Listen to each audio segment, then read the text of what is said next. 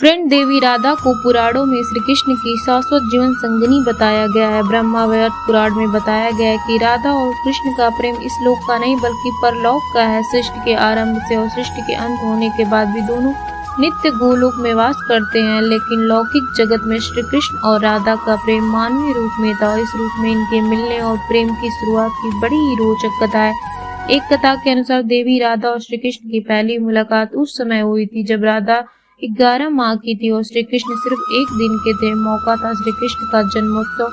मान्यता है कि देवी राधा भगवान श्री कृष्ण से 11 माह बड़ी थी। कृष्ण के जन्मोत्सव पर अपनी माता कीर्ति के साथ नंदगांव आई थी।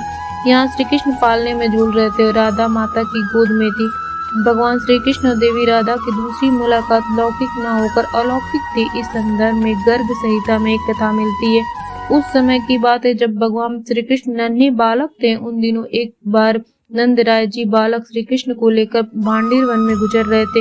उस समय अचानक एक ज्योति प्रकट हुई जो देवी राधा के रूप में दृश्य हो गई। देवी राधा के दर्शन पाकर नंदराय जी आनंदित हो गए। राधा ने कहा कि श्री कृष्ण को उन्हें सौंप दे। नंदराय जी ने श्री कृष्ण को राधा जी की गोद में दे दिया। श्री कृष्ण बाल रूप त्याग कर किशोर बन गए। तभी ब्रह्मा जी वहाँ उपस्थित हुए। ब्रह्मा जी ने कृष्ण का विवाह राधा से करवा दिया। कुछ समय तक कृष्ण राधा के संग इसी वन में रहे। फिर देवी राधा ने कृष्ण को उनके बाल रूप में नंदराय जी को सौंप दिया।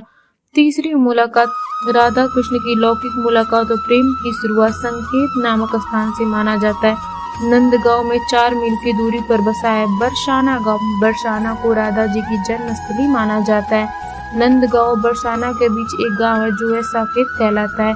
इस स्थान के विषय में मान्यता है कि यहीं पर पहली बार भगवान श्री कृष्ण और राधा जी का लौकिक मिलन हुआ था। हर साल राधा अष्टमी यानी भाद्र शुक्ल अष्टमी में चतुर्थी तिथि तथा मेला लगता है और राधा कृष्ण के प्रेम को याद कर भक्तगण आनंदित होते हैं।